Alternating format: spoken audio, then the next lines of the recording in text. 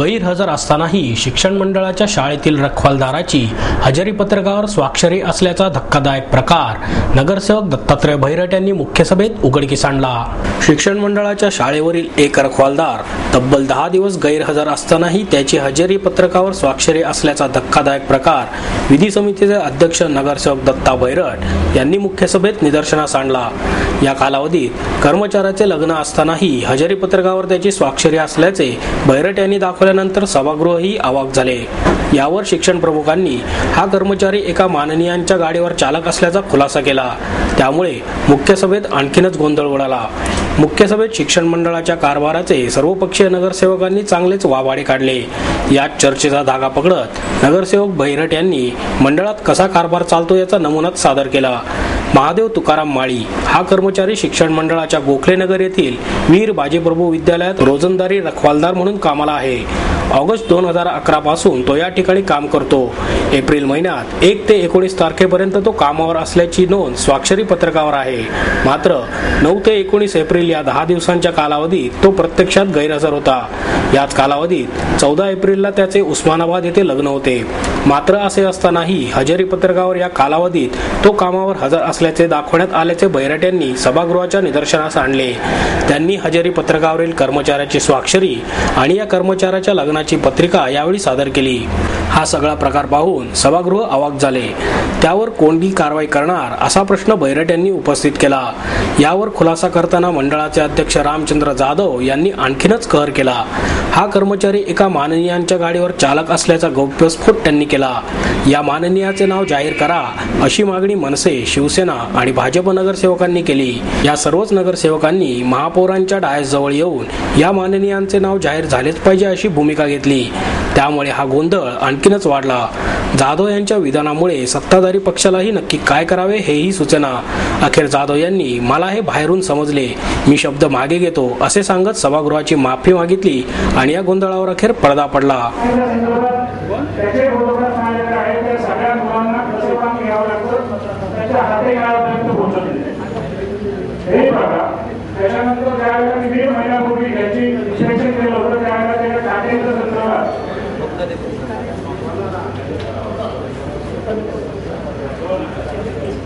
संदर्भात काय घोटाळा काढले त्या तिच्या दोन जागांना झाकूनच नाही। त्याच्यामुळे आम्ही पक्षी राजकीय खात्यातून काढली। त्याच्यानंतर पण त्यांना सांगितलं होतं काही जागा हा सगळ्यात टाकायचं दीड महिन्यापासून ही व्यवस्था ही अशीच आहे।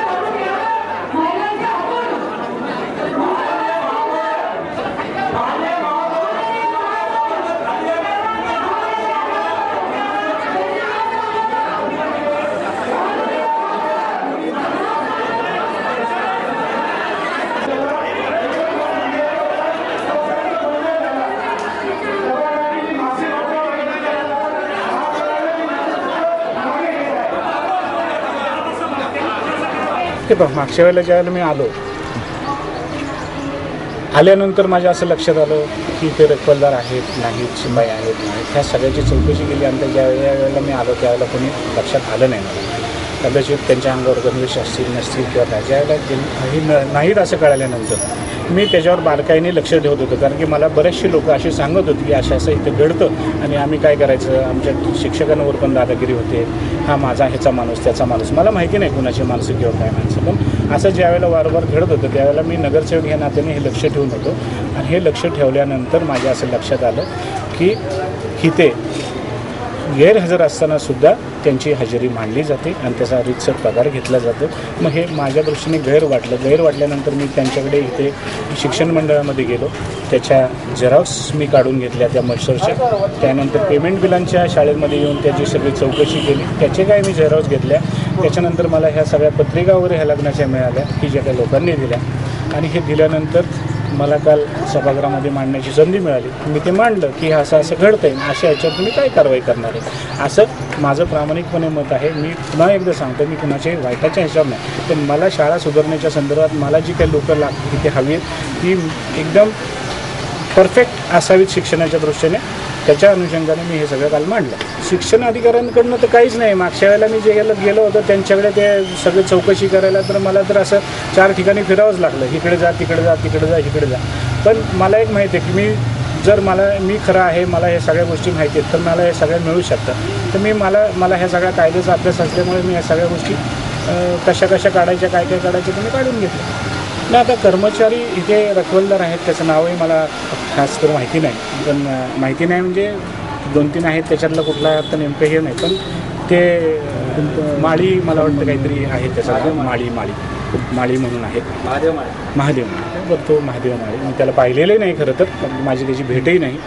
आणि त्याचं ज्या दिवशी माझ्या लक्षात आलं की ज्या दिवशी लग्न आहे त्याचं, आणि मी ज्यावेळेला हे रेकॉर्ड चेक केलं त्यावेळेला असं लक्षात आलं की ज्या दिवशी त्याचं लग्न होतं त्या दिवशी त्याच्या रजिस्टरवर सही होती.